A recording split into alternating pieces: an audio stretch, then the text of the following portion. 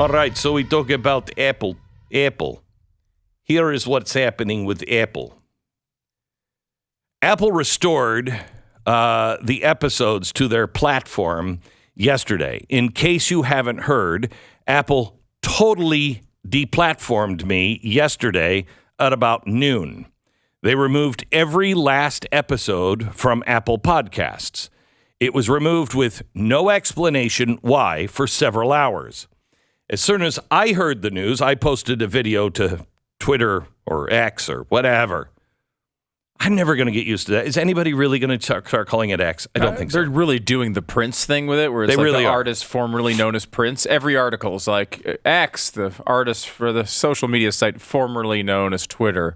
It's like, oh, great. So you've taken a 6 or 7 letter, whatever, T-E-R, 7 letter word, whatever it is, and you've shortened it to one and then added 3 sentences on to explain what it means. Thanks a lot, Elon. Appreciate it. Anyway, I got into X yesterday, and I asked you to join me in demanding answers from Apple.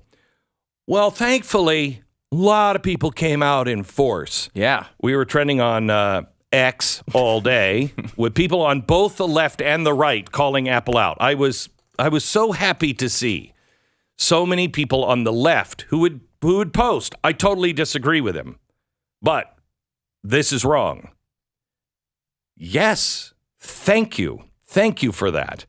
So thank you if you did any of it, because after 6 hours of you raising all kinds of ruckus online, Apple restored my show to their platform. Well, 1,915 episodes of 3,000 plus catalog. So they removed at least a decade worth of content yesterday without explanation. At least until we started making noise about it. Today, I read an article in Variety that said the podcast was removed because of a trademark dispute. And, quote, it has since been resolved. Really? Really? A trademark? Wow. Over 3,000 episodes, all over a trademark issue. That is weird. Not going to get into the weeds over this, but there was a trademark dispute on one episode. They let us know on, I think, on June 29th.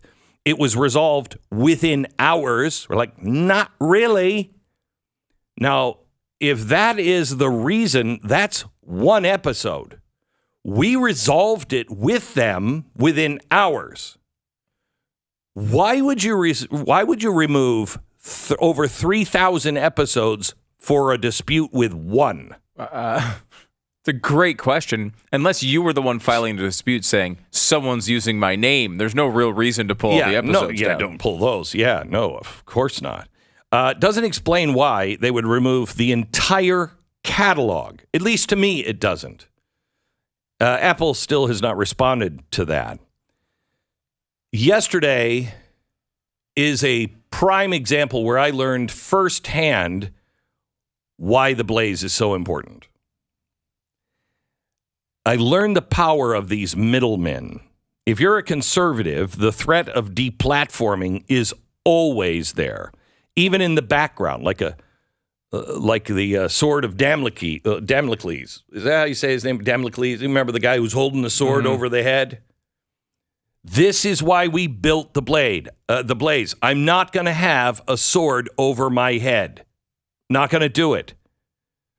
The show is always available on BlazeTV. I've told you in the past, we need a direct relationship with you. I ask you, please subscribe if you haven't already. We have built a pirate ship. Get on the ship. Ay, mi mateys.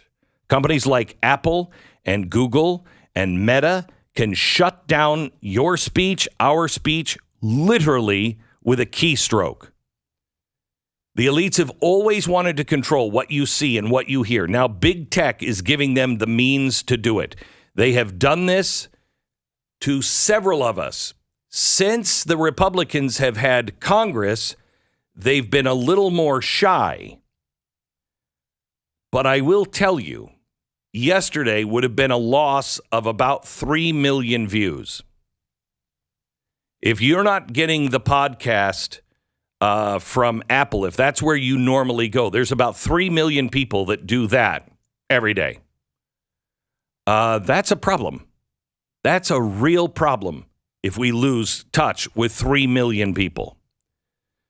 Please join our ranks. We become stronger and we have more ability to resist big tech censorship and deliver the truth to the American people. We want to be everywhere anyone can possibly listen, because our target audience is everyone. But our subscribers allow us to be truly independent. So if you're already a BlazeTV subscriber, thank you. You are what, honestly, when that happened yesterday, there was no warning. There have been no strikes. There was nothing, just gone. And everybody started pouring into my office going, Glenn, you're off Apple. What happened? I'm like, I don't know what happened. What are you talking about off Apple? Completely deleted the entire library. Kind of your life flashes in front of your eyes. And you're like, holy cow. Are we going to be able to get messages to our audience? Thank God Elon is at Twitter or X. I like what he's doing with the censorship stuff, just not as much the naming stuff. Yeah, I know. But I mean, it is important. Like, yesterday, this one is pseudo resolved. I mean, again, I put pseudo in there because only about half the episodes seem to be there. But okay, maybe who knows what that is. My point, though, is that there's going to be a time where these things come off and they don't come back. They don't come back. And if we don't have contact with you, you won't know. You won't know. You won't know what happened to us if we don't have a direct line to you. So please, this is the biggest discount we've offered ever.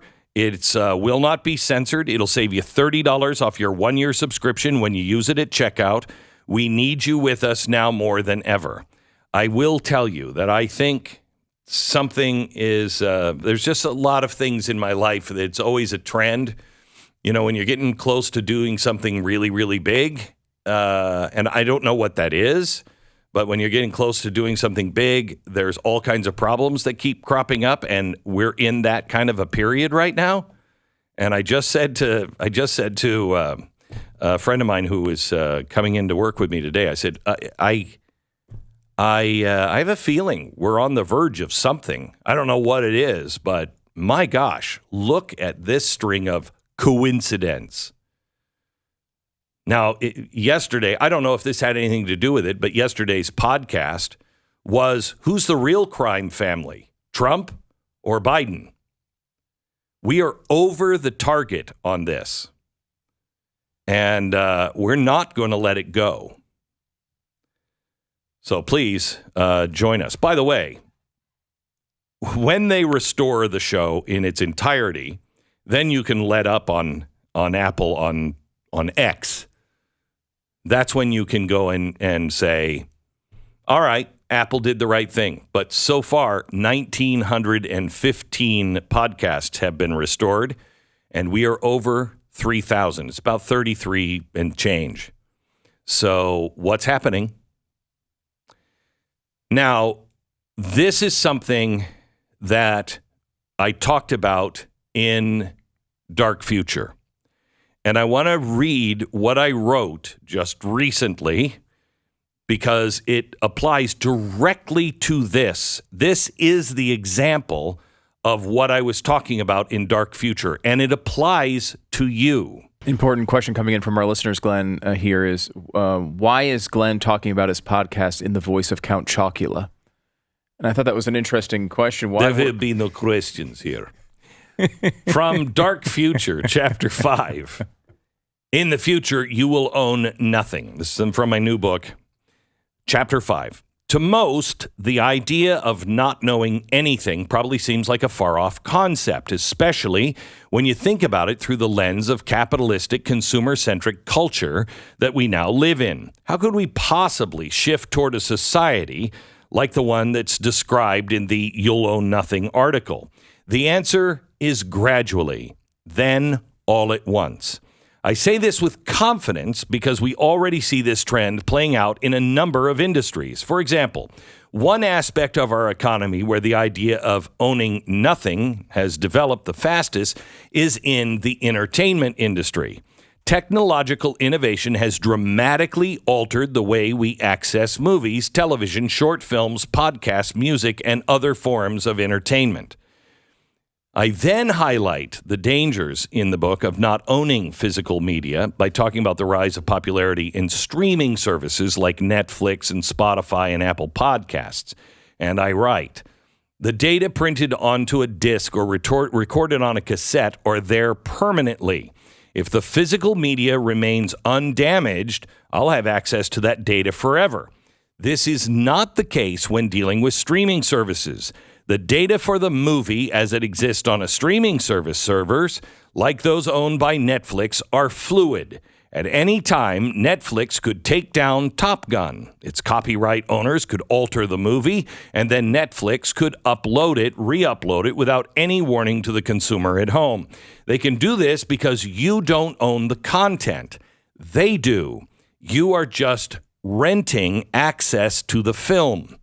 Later in the same chapter, I wrote, the music and podcast streaming service Spotify also has moderated content due to the social pressure. Podcasting giant Joe Rogan had more than 100 episodes removed by Spotify because of an alleged instance of misinformation, which included dangerous things like interviewing Dr. Robert Malone, a scientist who helped develop the mRNA vaccines. Don't expect the censors to stop there. Later, I wrote in the book, the point of all of this is to say, when you don't own physical media, that media is susceptible to change. The corporations that do own the media can do whatever they want with it. If a show contains a joke that is considered too cruel or tasteless by current societal norms, delete it. If a movie's depiction of a person, gender, orientation, or race is no longer socially acceptable, change it.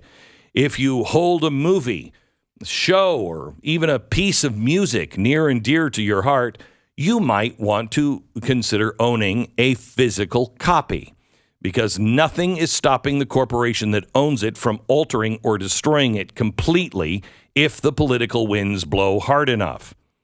Now, you might be thinking, as the reader of this book, Glenn, why are you spending so much time talking about movies and streaming services? I picked up this book to read about the future in the World Economic Forum. What does this have to do with property rights and private ownership?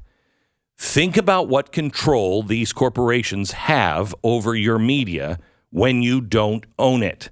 Then imagine what they could do in a world where you don't own anything and the corporation and governments own everything. What happened yesterday with the Apple podcast on my program is exactly why ownership matters. It is exactly why elites in the Biden administration, Davos, Wall Street firms like BlackRock want to consolidate property. That's why. They need ownership. It's why the government is so eager to work hand in hand with giant corporations.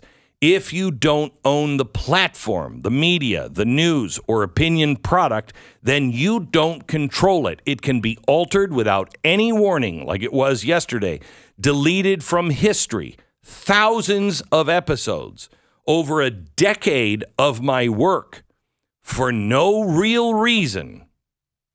They can cancel it. This is the future that is being imposed on the world. And if you don't understand it, the day will soon come when the only voices you hear are approved by the ruling class and corporate elites. Please join us at BlazeTV. Please join us. By the way, I just have to say thank you to a couple of people. It was really remarkable, all of the people that are that came out yesterday to help. Looks like I may have to go elsewhere to listen to podcast if Apple is going to remove Glenn Beck's program from the podcast. A whole lot of us are going to say we found issue with Apple, from Mike Lee. He followed it up with Glenn Beck having such a large audience, you'd think Apple would be reluctant to take this step. Sometimes such behavior can be observed with companies that face so little competition in a particular field that they don't fear alienating millions of customers. J.D. Vance also said, need some answers from Apple ASAP. This looks like an awful lot like a major American corporation engaging in election interference. Donald Trump Jr. said big tech censorship is the biggest threat to free speech and free expression in America. Apple's now engaging in open election interference by censoring Glenn Beck for telling the truth about Joe Biden's corruption.